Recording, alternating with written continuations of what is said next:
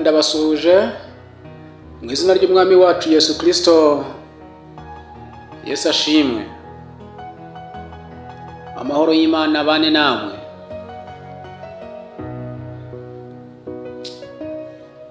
Bene data bavandimwe, ndagira ngo tuganire ku ijambo rivuga ngo mbese amahoro wayabona ute? Topiki tugiye kuganiraho nifuje kubagezaho iragira iti mbese amahoro wayabona ute? Nge mwumva ugiye kubagezaho ubutumwa bwiza bushingiye ku ijambo ry'Imana. Nitwa Bizimungu Jean Claude. Ndashimira Imana ko igikomeje kudutiza umwuka w'abazima, igikomeje kuturindira mu buntu bwayo, tukaba tugejeje iki gihe tugihumeka umwuka w'abazima. Izina ry'Imana rihabwa icyubahiro.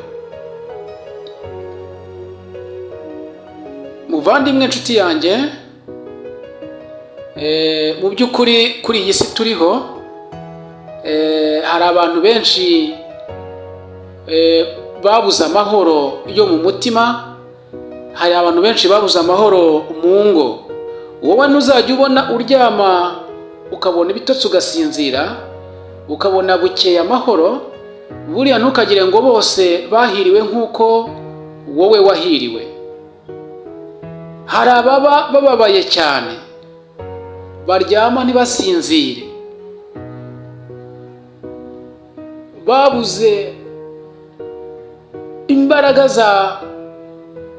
baha kugira apeti ngo babashe kurya, kandi mu by'ukuri batabuze ibyo kurya. Barahari benshi babuze amahoro muri iyi si, kuko iyi si tuyihuriramo n'ibintu byinshi biduhigira ubugingo n'umubiri, kandi bigamije kutugirira nabi. Birahari byinshi bigiye bitandukanye. Rero muvandimwe, ndaje kugira ngo nongere nkwibutse, si uko ibi ngibi utabizi cyangwa se udasanzwe ubizi, cyangwa se byanashoboka ko bwaba ari ubwa mbere ubyumvise. Icyo ngira ngo nkwibutse, ndagira ngo nkuganirize kuri iri jambo rivuga ngo mbese amahoro wayabona ute? Amahoro urayababaye, amahoro urayashaka, nibyo ubana n'ubumuga bw'umubiri, ariko wabuze amahoro mu mutima wawe. Nibyo koko mu bigaragara mu bushobozi bwawe urihagije, urambara ikoti ukaberwa, urambara igitenge ukaberwa, wakiyambarira umushanana ukaberwa. Ariko nubwo ubona uberewe, nubwo ugenda mu modoka nziza, nubwo utaha ahantu heza, ukaryama neza, ukabaho neza, mu by'ukuri mu mutima wawe nta mahoro, mu rugo rwawe nta mahoro, kandi nawe ibyo bintu byiyiziho. Ufite akazi keza pe, karakunyuze, ibihembo byako birakunyuze, aho ushaka kujya urahajya, aho ushaka icyo ushaka cyose ukakibona, na ndetse amafaranga uri nayo, ariko nta mahoro ufite umutima wawe. Mbese amahoro wayabona ute? Muvandimwe, nyemerera untege amatwi wumve. Amahoro nta handi aboneka atari kwa Yesu Kristo. Amahoro abonekera ku Mana. Byonyine no kuba utajya ufata umwanya ngo wihererane n'Imana yaremye isi n'ijuru, ngo uyisenge, uvugane nayo mu cyumba cyawe cyangwa se ahandi hantu, burya nabyo biri mu bintu byatuma amahoro muri wowe uyabura. Umuntu usenga Imana, uvugana n'Imana mu buryo bw'isengesho, ndakubwiza ukuri ko burya umutima wigira amahoro. Ukeneye amahoro mu mutima. No kuba utajya ufata umunsi ngo ugere mu iteraniro ry'abavuga Imana, ry'abaramya Imana yaturemye mu ishusho yayo, naho ugasanga ntuhaboneka. Ibyo nabyo biri mu bintu byakwimisha amahoro, biri mu bintu byatuma umutima wawe uhora igihe cyose uziritswe n'imigozi y'umubisha ari we Satani. Amahoro aturuka kwa Yesu Kristo. Jya mu nzu y'Imana urabonamwo amahoro. Muvandimwe, jya ufata umwanya usenge. Gusenga birafasha mu buzima kandi biruhura uwari urushye. Gusenga nibwo buzima. Amahoro utabonera mu bana b'abantu, amahoro wabuze aho uyakura. Yesu Kristo niwe utanga amahoro, niwe nyiri amahoro. Kandi imirimo yawe ukora iguha umugati y'ikiranukemo. Ibya Kayizari utanga mu mirimo yawe ukora, nubwo biba bitoroshye, gerageza ukiranukemo. Ujye wirinda kugambanira mugenzi wawe, ujye wirinda kugenda ucomeka bagenzi bawe. Utunama twa rwihishwa twa 3, 4, 5 ugasanga uratubonekamo, kandi mu kutubonekamo kwawe ibyo ugenda wanzura, ibyo ugenda uvuga mu utwo tunama ni ku muntu runaka mukorana, urimo kugenda umusiga icyasha gusa, umuteranya. Ibyo ntabwo ari byo, ibyo urabyirinda, kuko biri mu bintu bituma umutima wawe ugenda ukagenda. Uko ugenda mwayo materaniro y'imbura mu maro, uko ugenda ucomeka mugenzi wawe, uko uvuga mugenzi wawe kandi umuvuga nabi, biri mu bintu bigenda bigukururira akantu k'umwijima, bigukurura akantu k'agasokozo bita mukushi. Ako kantu ka mukushi, icyo gisokozo cya mukushi kigenda kiza gake, ugasanga mu mutima wawe cyaragiye kiraguka. Akari agasokozo ka mukushi cyaragiye kiba cya mukushi kinini. Icyo gihe rero umutima uriho mukushi, reka mbivuge ntyo, munyakire neza. Ariko bene data muri kunyumva aha, ntabwo nababanukanye. Uhorana umushiha mu mutima wawe, uhorana umushiha mu ntekerezo zawe. No muri sosiyete wenda akavuga gutyo, mukorana imirimo ya Kayizari hano muri iyi si, ugasanga nabo ntabwo mubanye neza, ntimukorana neza. Buri kanya urashihurana, buri kanya ni ya ukuntu, ugasanga nta mahoro ufite. Kandi kuko ntabwo nakurenganya, kubera ko buryo umuntu atanga icyo afite. Icyo udafite ntabwo wagitanga. Gusa icyo nakwifuriza nuko wagarukira Yesu Kristo akaguha amahoro. Ubuzima ubayemo bwo ari bwo bwose, ni ukuri muvandimwe, gusenga birafasha. Nyuma y'ibyo byose urimo, nyuma y'urwo rugendo rw'ubuzima urimo, hari urundi rugendo, kandi rwo rushobora kuzaguhira cyangwa se ntiruguhire, bitewe nuko inzira zikuri imbere ni ebyiri. Amahitamo ni ayawe: inzira igana ku marembo afunganye n'inzira igana irimbukiro, mu marembo y'urupfu. Buri munsi turakubwira, buri munsi intumwa z'Imana zikugeraho, buri munsi ijambo ry'Imana uraryumva. Mwene data, gwino fata umwanzuro uhinduke mu mutima wawe. Igira umutima mwiza nk'uwa wundi wari muri Kristo.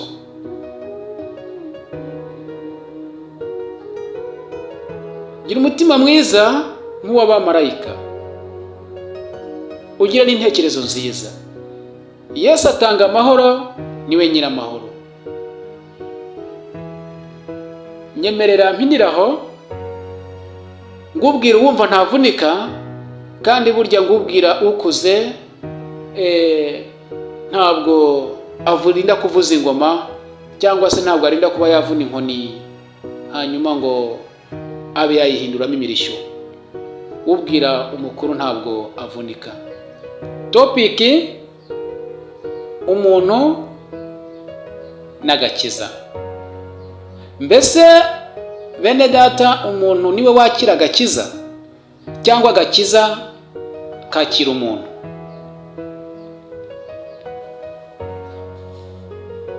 Burya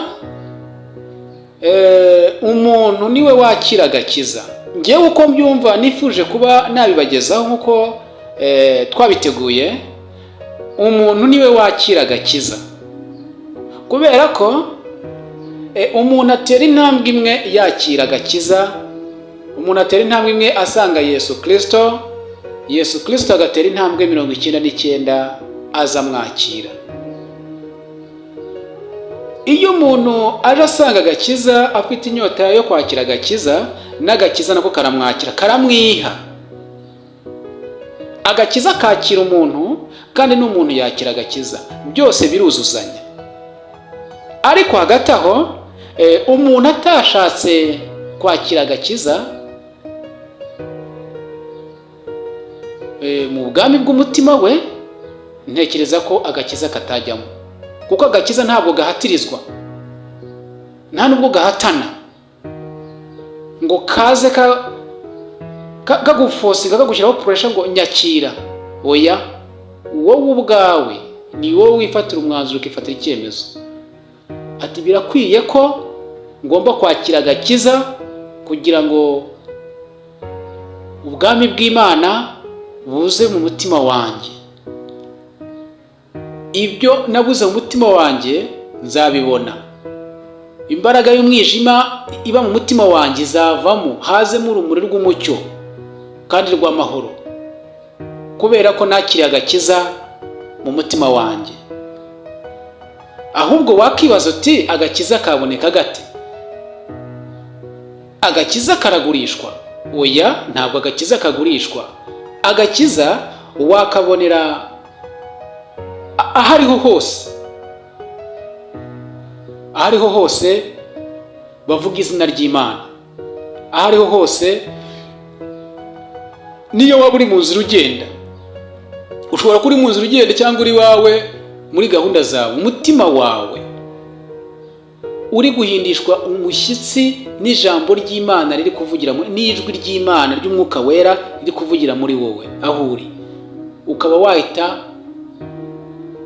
wakakira agakiza. Ushobora no kukakira uri mu nzira ugenda, agakiza ushobora no kukakira uri mu murimo uhinga, agakiza ushobora kuba uri no mu modoka ugenda, ijwi rya marayika wera w'Imana rikaba ryakuzengereje umutima wawe, riri kumwe nawe aho uri hose, kandi abo muri kumwe batari kubibona, wowe ukaba uri kumva ijwi ry'Imana abandi bataryumva, rikubwira ngo akira agakiza, va mu byo urimo, ubona amahoro, uhinduka mu mutima wawe, ugahita ufata icyemezo cyo kwakira agakiza. Agakiza ntabwo kakirirwa mu rusengero gusa.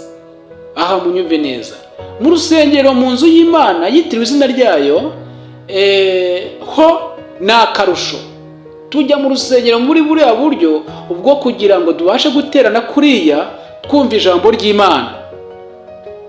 Iyo duteranye kuriya mu buryo bwo kumva ijambo ry'Imana, impano tuba turi gutyazanya, impano ziba ziri gutyazanya.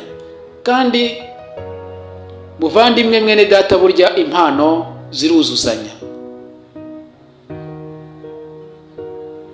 Bikaba byiza cyane iyo uhuye n'umutambyi n'umukozi w'Imana, umushumba, akakuramburaho ibiganza akagusengera.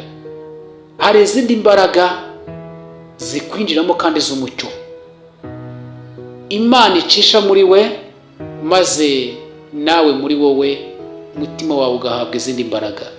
Kuko ibiganza by'umushumba, ibiganza by'umwungeri, by'umutambyi bisize amavuta, birimo imbaraga z'Imana.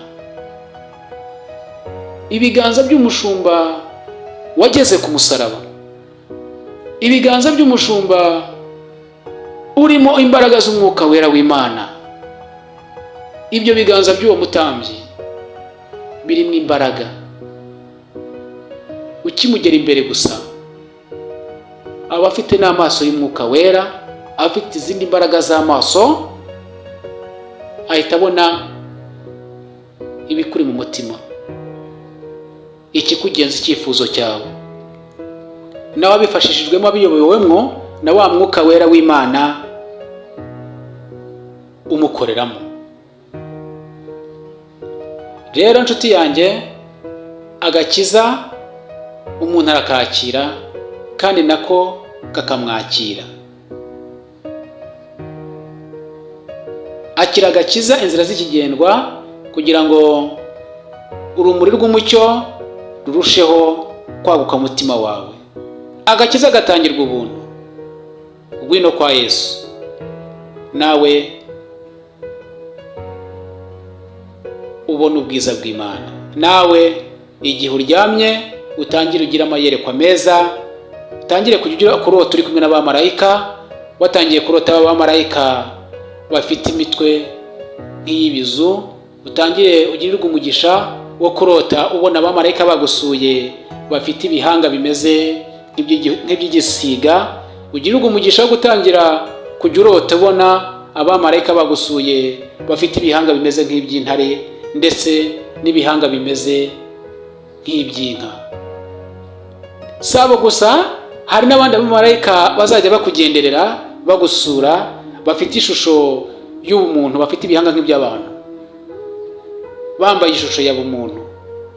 Abamarayika bazakugenderera bamaze kwakira agakiza, mwene data muvandimwe, ni benshi bagiye batandukanye. Hari abo uzabona muri wowe nawe bikugira ugira ubwoba, ugire kwikanga, ariko kubwo wa mwuka wera uri muri wowe na wa mwuka wera uri muri wa mumarayika, iyo bihuye ntabwo bikora siriko, ahubwo wumva urushijeho kumwishimira. Mbere wamutinye ukimubona kuko wabonye uburanga bwe cyangwa se ishusho ye, ubona aratinyitse. Ariko wa mwuka uri muri wowe wahawe na wa mwuka uri muri wa mumarayika, birahura bakumva ni haleluya.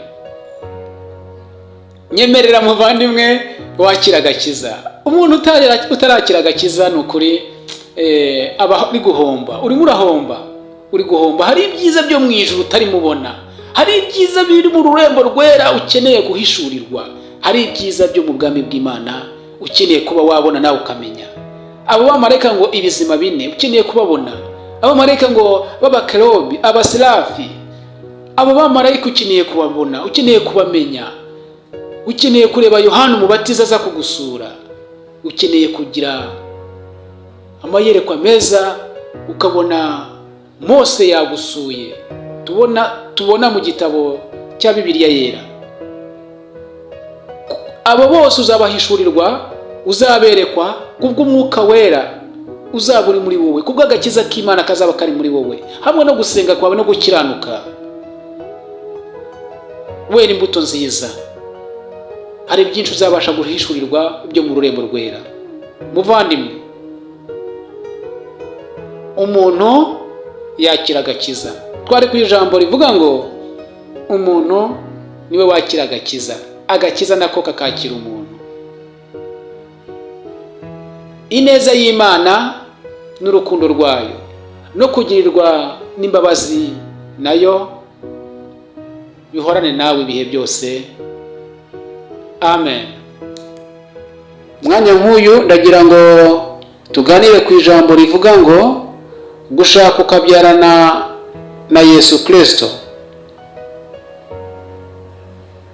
Nitwa Bizimungu Jean Claude.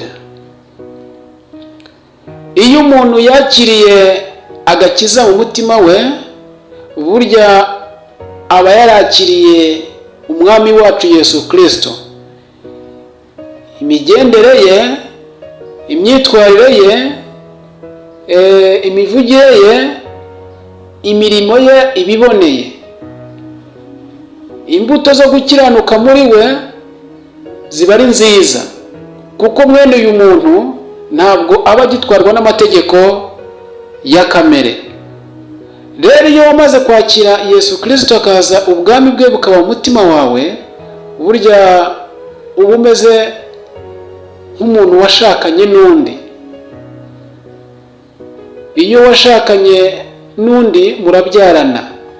Umuntu wakiriye agakiza umutima we akakira umwami wacu Yesu Kristo, barabyarana. Babyarana bate? Babyarana imbuto nziza zitari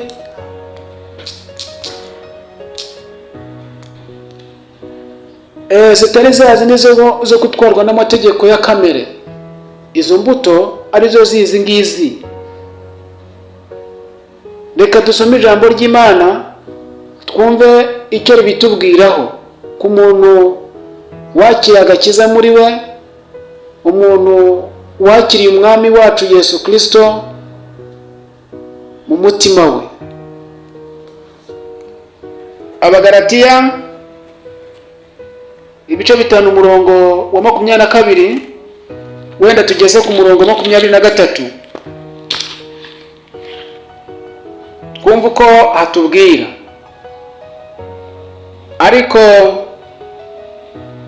Ariko rero imbuto z'umwuka ni urukundo, ni ibyishimo, ni amahoro, no kwihangana, no kugira neza, n'ingeso nziza, no gukiranuka, no kugwa neza, no kwirinda. Ibimeze bityo ni amategeko abihana.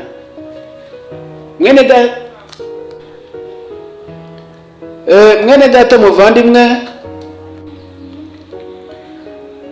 nyemerera umwanya nk'uyu nguyu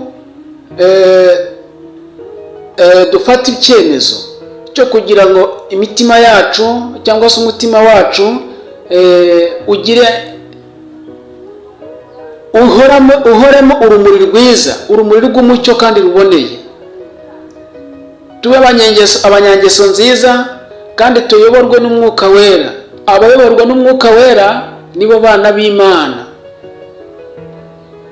kandi hari umwuka wera haboneka amahoro n'umunezero.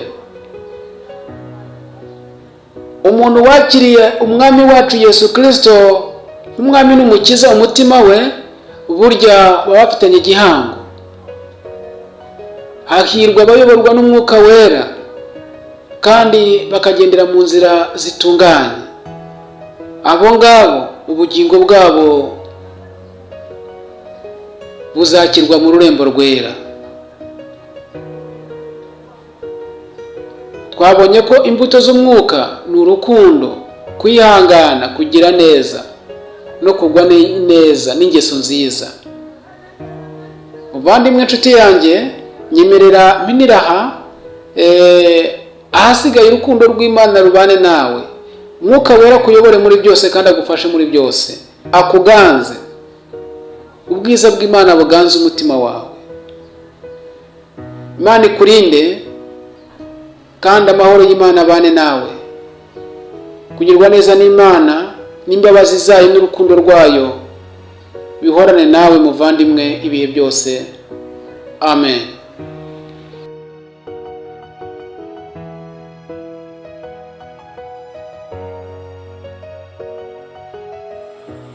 Nitwa Bizimungu Jean Claude.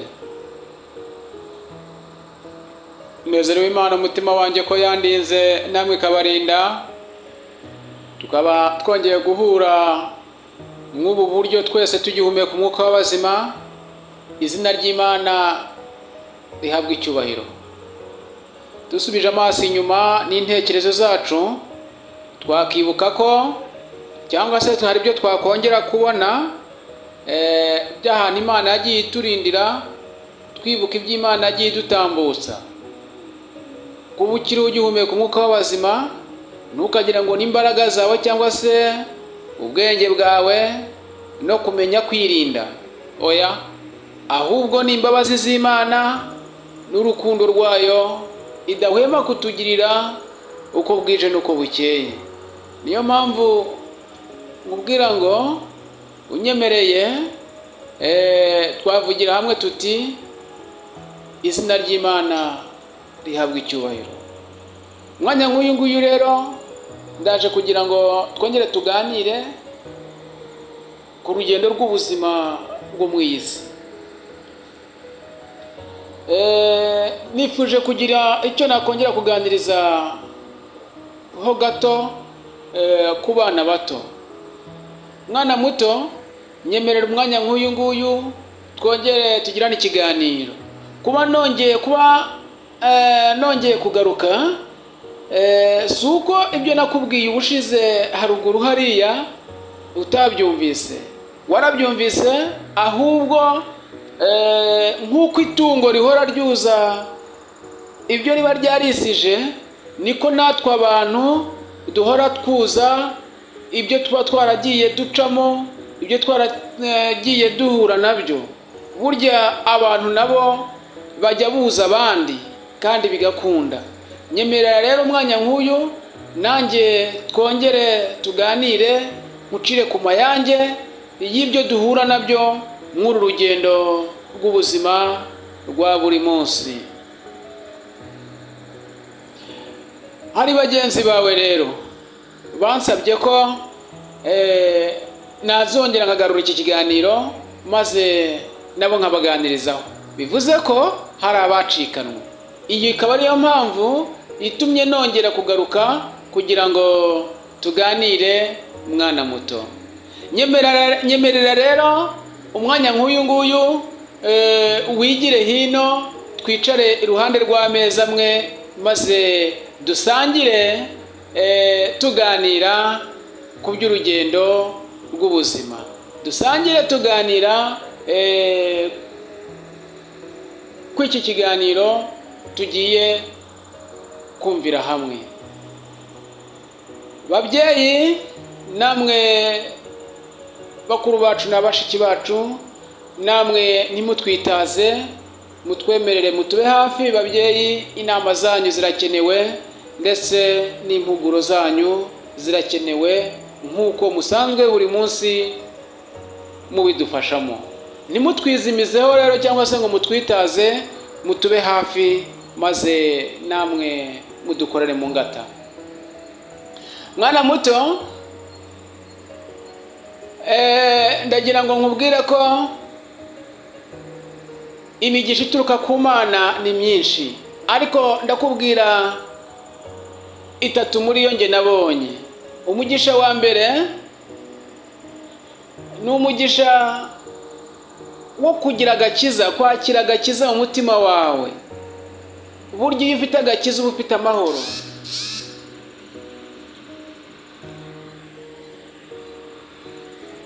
Mwana muto,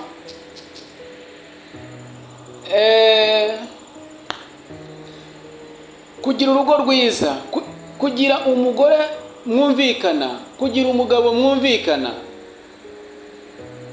uwo nawe ni umugisha mwiza, kugira urugo rwiza. Umugisha wa gatatu nabonye uhagarariye iyindi, kugira urubyaro, kubyara abana nawo ni umugisha. Mwana muto, amafaranga ni meza, ariko nta shoboye byose. Ufite amafaranga wagura ahantu heza ho kuba ndetse ukubaka n'izina, ariko ntabwo wagura icyubahiro cy'ababyeyi. Ufite amafaranga wagerageza ugahindura isura yawe ukayigira uko uyishaka, ndetse n'umusatsi wo ku mutwe ukawuhindura, ariko ntabwo wagura ubunyangamugayo. Amafaranga ntazaguteranye n'ababyeyi cyangwa se ngo yarutishe icyubahiro cy'ababyeyi, kandi ntuzahemuke kuberayo. Mu rugendo rw'ubuzima tubamo rwa buri munsi tugira inshuti nyinshi, gusa ndagira ngo nkubwire izo nabonye zihagarariye izindi ni eshatu. Inshuti ya mbere ni inshuti magara, inshuti ya kabiri ni inshuti maganya, inshuti ya gatatu ni inshuti zanaturye. Inshuti magara nuyibona uzayifata umwe kuyikomeze, itaguhindutse izaba ari inshuti nziza. Inshuti maganya n'inshuti zanaturye, abo nta keza kabo, nabo guhora bagusubiza inyuma mu ntambwe y'ubuzima, aho kugira ngo ujye imbere ukataze, ahubwo ukagaruka inyuma. Abo rero ubamenye, ugize umugisha ukabamenya mbere y'igihe, yaba ari amahirwe, wabatera umugongo. Dore uzakura maze wubaka urugo. Mwana muto, urugo ni umugisha. Nubona hari mugenzi wawe wananiwe n'urugo, ntuzamuseke, kuko nta muntu wubaka urugo adashaka kugira urugo rwiza. Mbere yuko uzajya kumuseka, uzabanza utekereze, kuko nta muhanga mu by'urugo. Uko rwiriwe siko rurara, uko ruraye siko rwirirwa. Mwana muto, umugore w'umupfapfa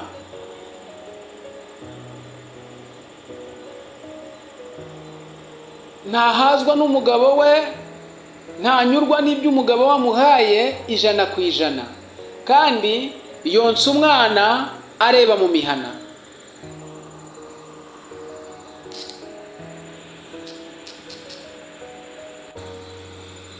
Naho umugabo gito, umutima we uhora imusozi, kandi urukundo rwe ruhora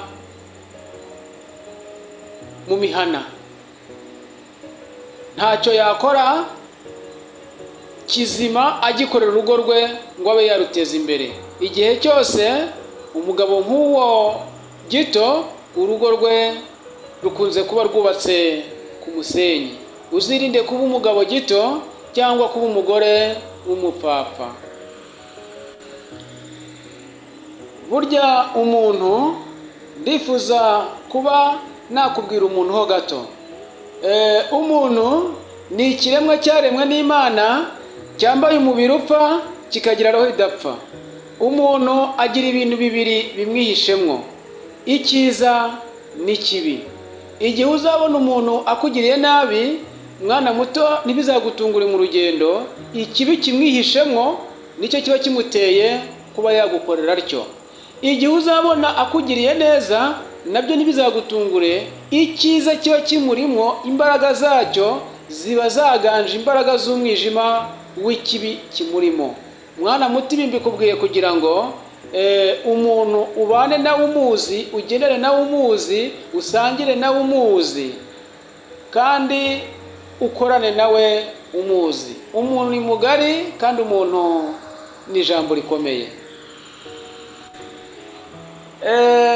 Akazi uzasaba gukora maze kakagutegeka kwambara impuzankano zako, ako kazi bibaye byiza, waba mbere yo kukajyamo, mbere yo kugakora, wabanza ukagatekerezaho amasaha 72 n'iminota 49, ukabona kuba wakifatira umwanzuro ukakajyamo.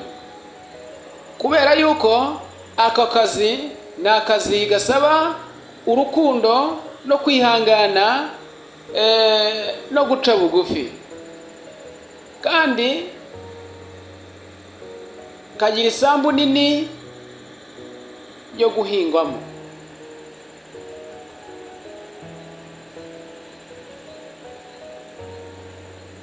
Kugira ngo uzahinge iyo sambu yirangize ube wayisoza, mwana muto,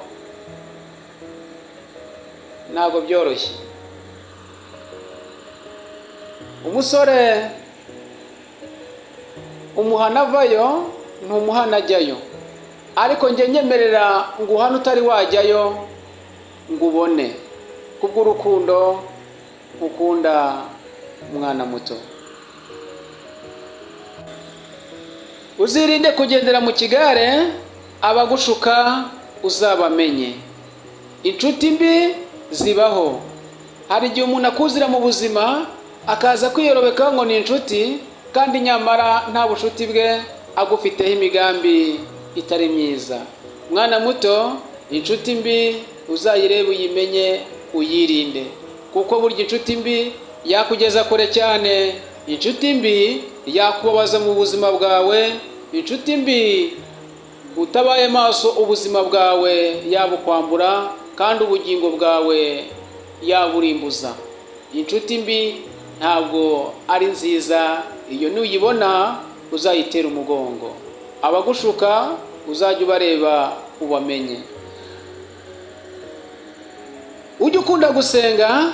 Gusenga birafasha mu buzima. Gusenga Imana yakuremye iyaremye isi n'ijuru ikadendeza inyanja igahanika ikirere, iyo Mana ni nyembaraga yumva abayo.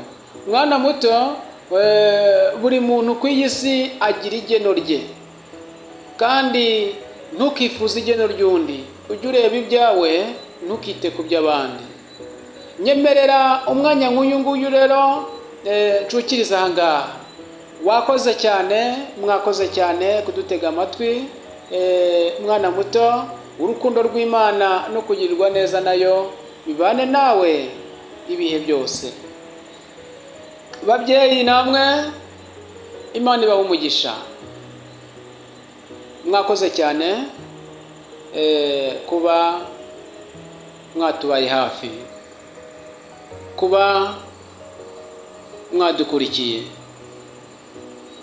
Turabashimiye bavandimwe, mwatubaye hafi maze mukadutega yombi. Namwe reka nsabe ngo urukundo rw'Imana n'ineza yayo n'amahoro yayo bibane namwe ibihe byose. Mwana muto, nyemerera ncukiriza aha. Ubwiza bw'Imana buhorane namwe. Amen. Kuba tutari duherukanye, muraho neza, muri amahoro. Mwanya nk'uyu rero ndaje kugira ngo tuganire ku ijambo twabateguriye rigira riti urugo rwiza. Topiki tugiye kuganiraho, urugo rwiza.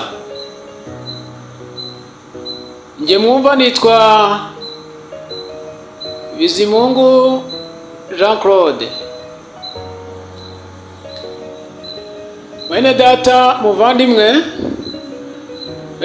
umwanya nk'uyu nguyu nezerewe Imana ko ikomeje kuturindira mu buntu bwayo, tukaba tugejeje igihe tugihumeka umwuka w'abazima. Izina ry'Imana rihabwa icyubahiro.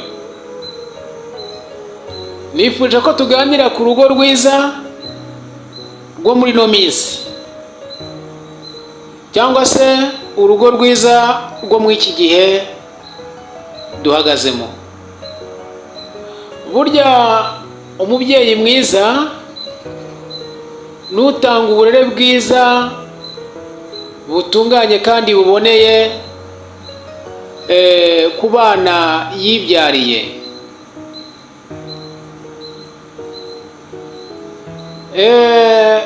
Muvandimwe, burya ubu rero umubyeyi aho umwana we niko kabando k'iminsi keza aba ari kumuha, kandi azicumbagirizaho ageze ahamanuka cyangwa se ageze ahazamuka. Uburere ni ikintu cy'ingenzi njyewe numva kiruta ibindi byose umubyeyi yaguha, kuko urugo n'amatungo n'ubundi butunzi bundi mu by'ukuri numva ko buza nyuma y'uburere. Urugo rwiza rugira byinshi biruranga kandi bigiye bitandukanye. Gusa urugo rwiza, muvandimwe, bimwe mu biruranga, rugira amahoro kandi nta mwiryane urubonekamo. Urugo rwiza ba nyirarwo bashyira hamwe, baruzuzanya, bungurana ibitekerezo, basenyera umugozi umwe.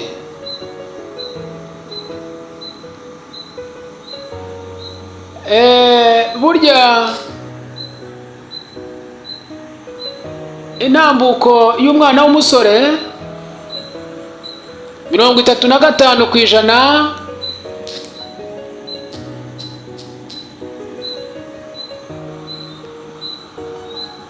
igaragaza intambwe ya se.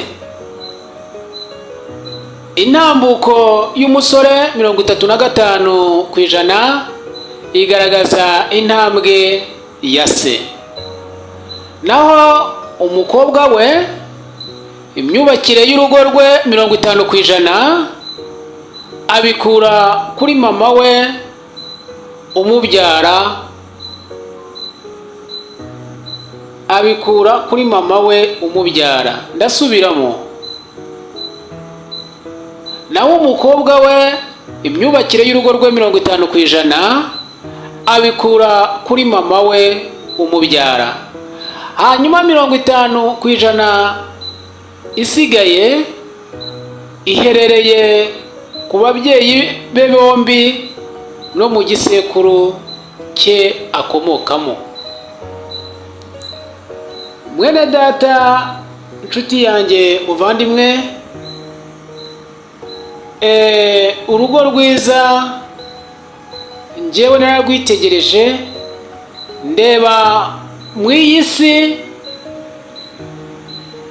icyiza narugereranyamwo nacyo ndakibura. Ngarura amaso n'intekerezo maze ndararama ndeba mu kirere aho amaso abasha kugarukira, aha twita ngo ni ku ijuru. Mu by'ukuri natekereje ko burya urugo rwiza narugereranya n'ijuru rito ry'amahoro ry'umunezero. Urugo rwiza rwo muri iyi si ni ijuru rito ry'amahoro. Rubyiruko, mboneraho kugira icyo nakongera kubibutsa cyangwa se kubakangurira mwe mu nyumva mu nteze yombi. Tugerageze gutambuka neza mu ntambwe zacu zigaragaze ababyeyi, umubyeyi wacu tubyara data, umubyeyi wawe papa wawe, mugaragaze mu ntambuko yawe, bityo uzakubona azavuga ati uyu mwana asa na se umubyara, uyu mwana ni uwa se. Nawe mushiki wanjye, ndakwibutsa cyangwa se ndakongera kugukangurira nkubwira ko burya imyubakire y'urugo rwawe iyo ibaye myiza, akenshi na kenshi bikunze kugaruka kuri mama wawe ukubyara. Bamwe bati uriya mwana urugo rwaramunaniye, ati ni nk'uwa nyina.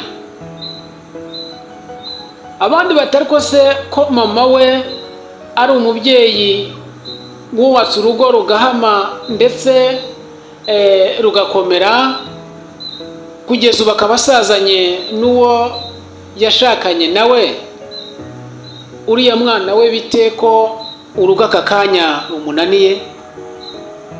Ibyo nabyo birashoboka. Mu by'ukuri hari igihe umwana imico y'urugo rwe, imico ye n'imyubakire ye ubona bitandukanye n'uburere ababyeyi bamuhaye. Ugasanga umwana afite ibyo yagiye araruza hanze, maze abareba hafi cyangwa se abatekereza hafi bamubona yigira uko atari, uko ababyeyi be batamureze cyangwa se uko ababyeyi be batari, bati afite abikura ngo buriya ni ku babyeyi be, kandi mu by'ukuri ababyeyi barengana, bikaba nka kwa kundi baca wa mugani ngo umubyeyi acumura yicaye. Bashiki banjye mutari mwarwubaka, mbifurije urugo rwiza. Nurwubaka uzagira urugo rwiza. Urugo rwiza ni umugisha. Kugira urugo rwiza bisaba kwihangana, bisaba guca bugufi,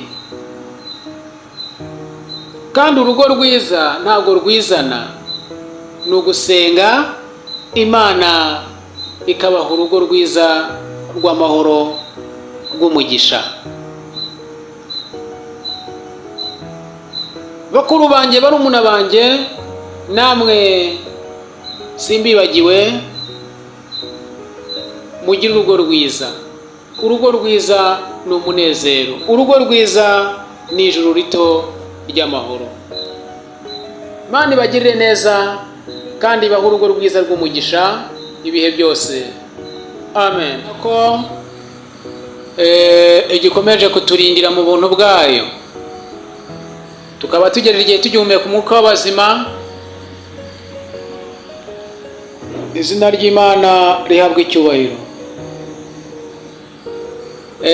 Ndagira ngo umwanya nk'uyu nguyu tuganire ku ijambo rivuga ngo umuvumo. Topiki tugiye kuganiraho, umuvumo. Iri jambo ndibazaniye ngira ngo turebere hamwe twese igituma hari ibidushyikira bitari byiza kandi bikatubabariza imibiri yacu ndetse n'imiryango yacu cyangwa n'isi muri rusange. Wakibaza uti se ubundi umuvumo uterwa n'iki? Ese ubaho? Niba ubaho se uzanwa n'iki ku muntu cyangwa se ku mwana w'umuntu? Burya umuvumo uzanwa n'icyaha. Icyaha nicyo gituma umuvumo uboneka ku mwana w'umuntu, kandi umuvumo ubaho. Bene data bavandimwe, tugerageze kwirinda icyaha. Icyaha umuntu agushwamo na Satani amutega imitego hirya no hino akayigwamo, imwe akayigwamo atayigizemo uruhare, indi akayigwamo yabigizemo uruhare rw'uburangazi rimwe na rimwe. Nibyo bigenewe kadukurura imivumo. Ndaguha urugero rwa hafi nawe urabasha kubyumva neza. Hari umusore umwe wabaga mu byaha cyane, yakundaga kugwa mu byaha cyane, akunda gucumura cyane, cyangwa se akavuga ngo gukora ibyaha nk'uko tujye tubivuga. Ari umuntu ukunda gukora ibyaha, ari umuntu ukunda kwibera mu byaha, yaragiye arasayisha. Noneho agera igihe cyo kuvuga ngo agiye kubaka urugo, ashaka umwana w'umukobwa. Uyu mwana w'umukobwa yashatse, we mu by'ukuri yari wa mwana wageragezaga kwifata kandi atinya icyaha. Babanye, Imana yabahaye urubyaro. Umwana wa mbere baramubyara araza ari nta kibazo. Umwana wa kabiri agiye kuvuka, yavukanye ikintu kibyimbye ku gutwi kimeze nk'ikibyimba. Barwana no kuvuza biranga, barwana no kuvuza umwana kugira ngo ya ndwara barebe ko yakira, reka ta. Umwana byageze aho yitaba Imana. Birakomeza, bagiye kongera kubyara, noneho babyara umwana ufite ikibazo cy'ubumuga, noneho bugaragara neza bw'akaboko. Bene data bavandimwe, ibi bintu byose icyabiteraga n'iki? Ni ingaruka z'ibyaha. Umusore akiri umusore yagiye agwamwo bya buri munsi. Bibiliya iravuga ngo ndi Imana ifuha. Bibiliya iravuga ngo ijambo ry'Imana ariko ritubwira ngo ndi Imana ifuha, mpora umwana gukiranirwa kwa base no kwa basekuru, nkageza ngo ku buvivi n'ubuvivure, ngo kandi nkababarira abuzukuru ubuvivi n'ubuvivure nanone.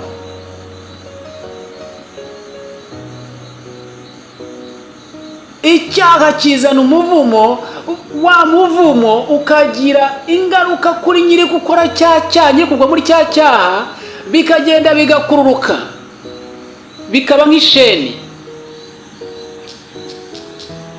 kugeza ubwo bigeze n'ingaruka ku mbuto ziri mu nda yawe, bigeze ingaruka ku mbuto ziri mu nda yawe. Wajya kubyara ukabyara umwana ubona utishimiye, kuki umwana avutse ameze atyo? Impamvu ni iyihe? Wowe ngo niko Imana ngo yabigennye, ngo ubwo ngo niko umwana ngo yaragombaga kuvuka. Oya, hari ikiba kibiteye, burya hari impamvu. Wowe ukabona ibyo ukora byose ubifitemo inyatsi, kandi ya nyatsi nta kintu ugeraho na kimwe. Ufite umuvumo ukuriho mu kazi, ufite umuvumo ukugendaho uhorana nawo mu muryango, muri famiye, hari abo mudahuza ku mpamvu z'iki? Ku mpamvu z'umuvumo. Umuvumo uterwa na bya byaha. Rero mwene data, ihana ibyaha, tinya icyaha n'igisa nacyo. Icyaha gifite ingaruka ndende, ntabwo kigira ingaruka y'ako kanya gusa, kigira n'ingaruka ya h'ejo hazaza. Iyo utakihannye kiragenda kikagira n'ingaruka no ku nsoro ziri mu nda yawe. Bibiliya itubwira ukuntu Gahini, urubyaro rwa Adamu na Eva, uburyo Gahini yishe umuvandimwe we Abeli. Imana irangije ibaza Gahini ngo Gahini, murumuna wawe ari he? Gahini ati urambaza mwene w'umama, ndamushinzwe, kuko yari azi ibyo yamukoreye. Imana ibwira Gahini ati amaraso ya murumuna wawe ari kundirira ku butaka, ari kuntabaza.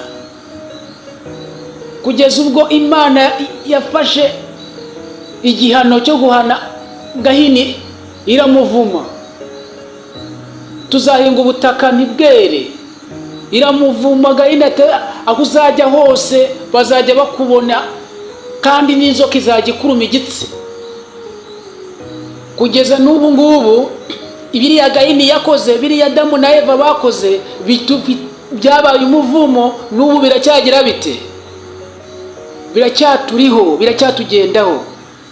Ndagira ngo nkumvishe, nkwereke imbaraga z'icyaha, uburyo zikururuka zikagenda zikavamo umuvumo. Wa muvumo ukagenda ukagera naho uba nka karande. Nta nubwo uba nka karande, ahubwo uba karande kofamu. Bene data bavandimwe, twirinde icyaha n'igisa nacyo. Umuvumo ntabwo ari ikintu cyo gukinishwa. Ese wakirinda umuvumo ute? Wakirinda ibyaha ute? Wowe utarakira agakiza, gwino kwa Yesu. Agakiza gatangirwa ubuntu. Ihana ibyaha byawe. Nutera intambwe imwe usanga Yesu Kristo nawe aratera intambwe 99 aza gusanga. Ateza amaboko, ihane ubone amahoro. Ibyaha byawe niyo byatukura tukutuku bisa nk'itanura ry'umuriro, ndakubwiza ukuri ko amaraso ya Yesu arakweza gutunganye, bihinduka umweru, bise mu bwoya bw'intama. Kandi iyo mivumo ikugendaho, izo nyatsi zitebwa n'imivumo, inkomoko zabyo byose ari bya byaha uhora ugwamo, ndakubwiza ukuri ko birakurwaho. Fata icyemezo mu mutima wawe, maze wakira agakiza, imivumo igukurweho, ndetse n'imbuto zikuri mu nda yawe nazo zirabiza umugisha, nazo uzazisarura zikuryoheye, uzazibona ziboneye zikeye.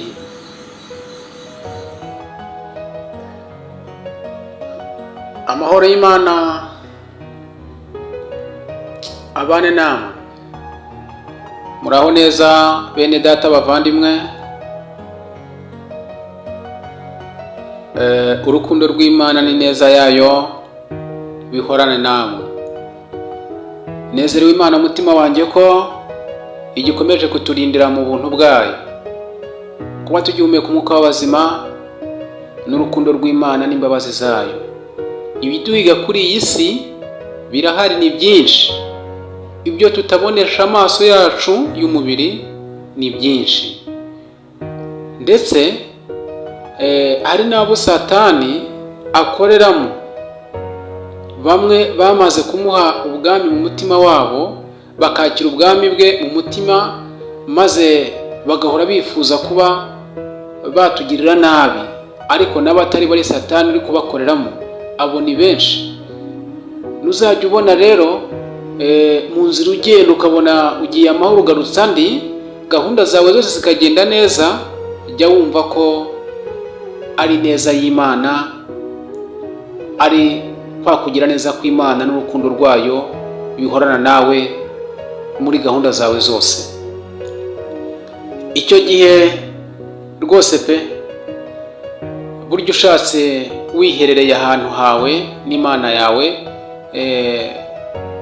ushatse wapfukama ukayishimira, wati ushimwe Imana kubw'uyu munsi utambutse amahoro, ushimwe Imana kuba ngejeje iki gihe ngihumeka umwuka w'abazima. Ni ukuri burya riba ari ishimwe. Nyemerera rero twese hamwe, nge nawe, tuvugire hamwe tuti Imana ushimwe kuba tukiri duhumeka umwuka w'abazima, kandi izina ryawe rihabwa icyubahiro.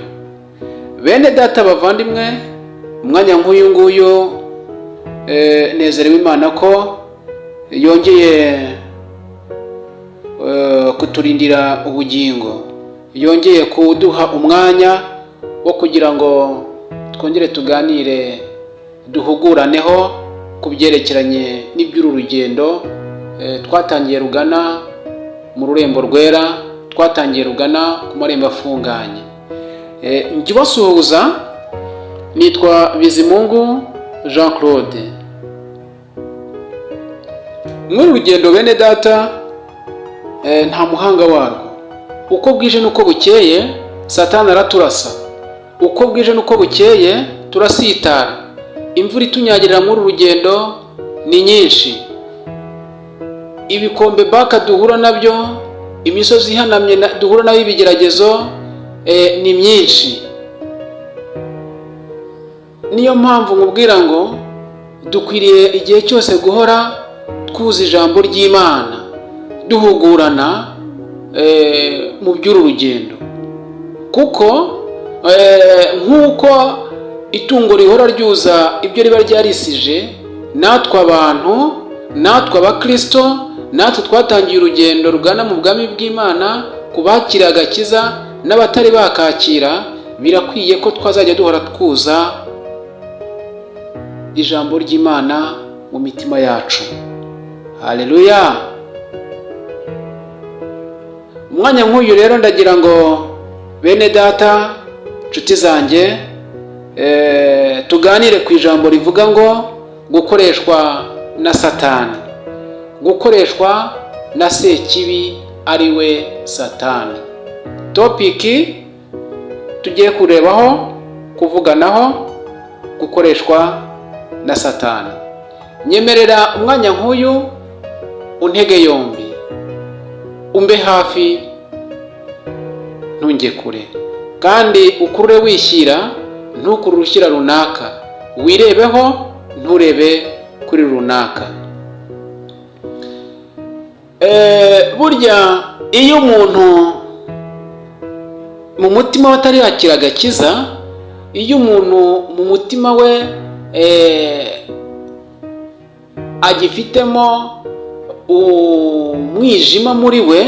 Burya bene data, mvuze ko umutima we uba wicaye wemwo n'ubwami bwa Satani, ntabwo naba mvuze nabi. Iyo umuntu atari yakizwa, iyo umuntu atari yahabwa umwuka wera, umuntu atari yagira ibibakura mu mutima we, Satani aba afite ibyicaro mu mutima we kandi ahorana umwijima mu mutima we. Rero iyo Satani akomeje kuba mu mutima we cyane, yaragiye akafatamo ibyicaro, urya muntu namugereranya nk'umugabo n'umugore babana. Burya hagati ye na Satani bafitanye igihango nk'icy'umugabo n'umugore babana mu nzu imwe. Mvuze ko Satani aba ari nk'umugabo we cyangwa se aba ari nk'umugore we, ntabwo aho naba nibeshye, kuko naba mbigereranyije. Dore ko burya muri we, iyo Satani akomeje kuba mu byiciro by'umutima we, imbuto ze yera ntabwo ziba zitunganye, kandi aba ari wa muntu uba ugitwarwa n'amategeko ya kamere. Ese umuntu nk'uyu nguyu uba ugitwarwa n'amategeko ya kamere, urumva mu mutima we ubwami bwa Satani buba butarimo? Ntabwo rero byagakwiye. Reka dusome ijambo ry'Imana bene data, twumve icyo ritubwira ku muntu uba ugitwarwa n'amategeko ya kamere, ku muntu uba mu mutima we aba yarahaye yarimitsemo ubwami bwa Satani, akiyoborwa na Satani. Imbuto ze yera ziba zimeze gute? Imirimo ye akora wenda mu buryo bwo gukiranuka, reka mbivugeho gutyo, imeze ite? Reka turebe Abagalatiya ibice 5. Abagalatiya ibice 5, dusomye umurongo wa 16, tugeze ku murongo wa 21. Umutwe w'amagambo uravuga ngo imirimo ya kamere n'imbuto z'umwuka. Ndavuga nti muyoborwe n'umwuka, kuko aribwo mutazakora ibyo kamere irarikira. Kuko kamere irarikira ibyo umwuka yanga, kandi umwuka yifuza ibyo kamere yanga, kuko ibyo bihabanye. Nicyo gituma ibyo mushaka gukora atari byo mukora. Ariko niba muyoborwa n'umwuka, ntimuba mugitwarwa n'amategeko. Dore imirimo ya kamere iragaragara, ni gusambana no gukora ibiteye isoni, n'iby'isoni nke, nuko no gusenga ibishushanyo, no gukora no kuroga, no kugoma, no kwangana, no gutongana n'ishyari n'umujinya,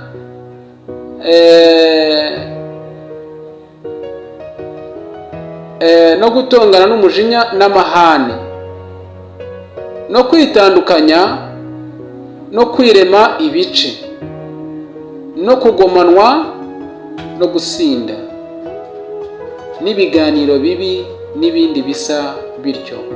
Ndababwira hakiri kare nk'uko nababwiye kera, yuko abakora ibisa bityo batazaragwa ubwami bw'Imana. Mwakire neza ijambo ry'Imana.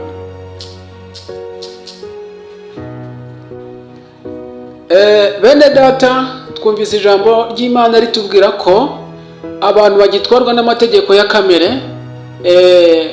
baba bafite inzira bagenderamo zitari nziza.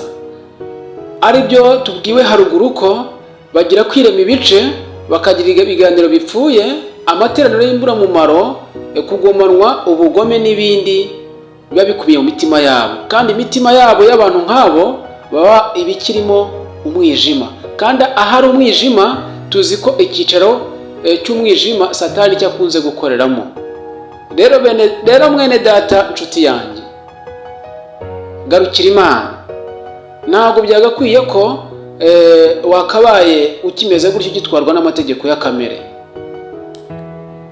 Nawe Imana iragushaka kugira ngo ubugingo bwawe buzagire iherezo ryiza. Kubera ko nyuma y'ubu buzima ubayemo, nyuma y'ubu buzima tubayemo, hari ubundi buzima bw'iherezo ry'iteka ryose. Isi ntikagushuke.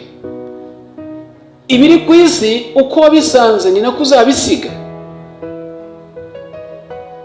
Iyi si ifite abantu benshi iri kugenda irigitisha ubugingo bwabo, ugasanga bujyanwe mu mubabaro w'iteka ryose cyangwa se mu mubabaro w'igihe kirekire.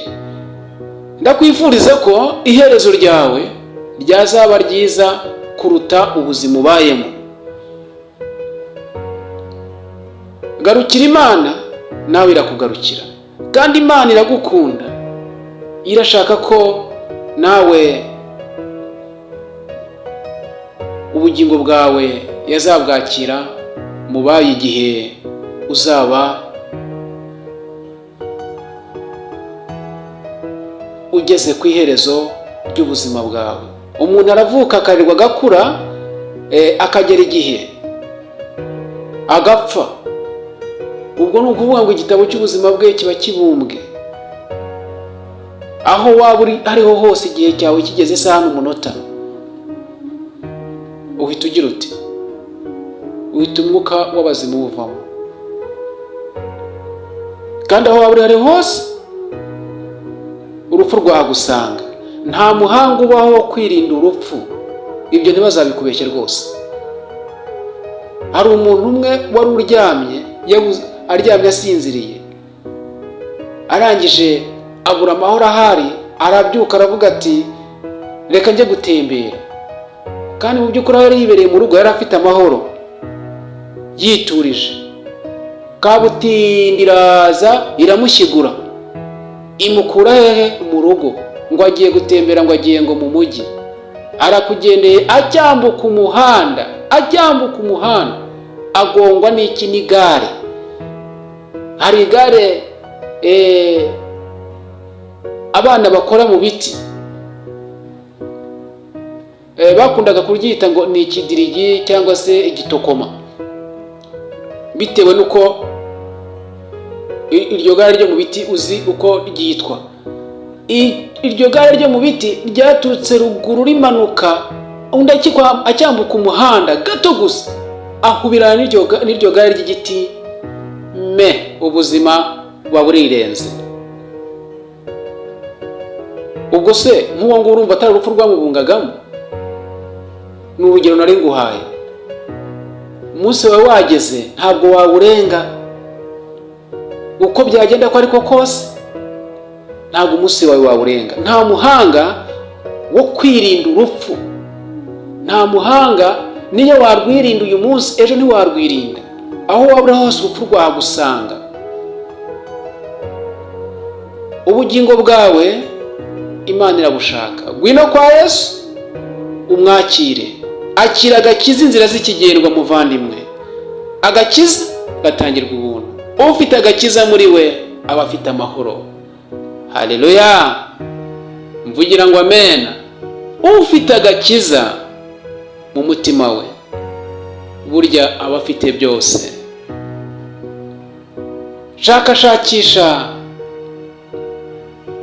kugira ngo imirimo ya kamere ive muri wowe. Shakisha ukuntu muri wowe uwo mwijima uri mu mutima wawe nawe uzi wakurwamo, maze ukava mu materaniro y'imburamumaro, maze ugakurwa mu biganiro bipfuye, imijinya n'ibindi by'isoni nke n'ibyo kugomanwa n'iby'ubugome bikava mu mutima wawe. umutima wawe ugahoramo urumuri rw'umucyo. Umwami wacu Yesu Kristo akaza agatura mu bugingo bwawe, akaza agatura mu mutima wawe, hagahoramo amahoro n'umunezero. Nyemerera muvandimwe ncukiriza aha, gusa wifuza gusoma neza iyi nkuru mu buryo burambuyemo, wareba mu iki gitabo nanditse cyitwa Nawe Imana Iragushaka, umugabane wa mbere. Urahasanga ibyerekeranye no gukoreshwa na Satani mu buryo burambuyemo. Ahasigaye amahoro y'Imana abane nawe, n'urukundo rw'Imana rubane nawe. Amahoro y'Imana abe muri mwe. Kugirirwa neza n'Imana n'urukundo rwayo bihorane namwe. Mwanya nk'uyu ndagira ngo tuganire ku ijambo rivuga ngo inkoni y'Imana. Topiki: dukunde inkoni y'Imana. Muvandimwe, inkoni y'Imana tuyishimire, tuyikunde kandi tunayitinye. Burya umuntu watunzwe n'inkoni y'Imana, umuntu Imana yatunze inkoni yayo, abigiriramo umugisha. Kandi uw'Imana yatunze inkoni aba yagize n'ijambo. Burya ufite ijambo ry'Imana, ufite ijambo Imana yashyize muri we, aba afite byose.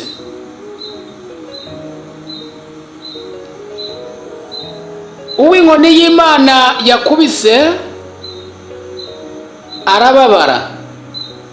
Ari niyo mpamvu nkubwira ngo inkoni y'Imana tuyikunde kandi tunayitinya.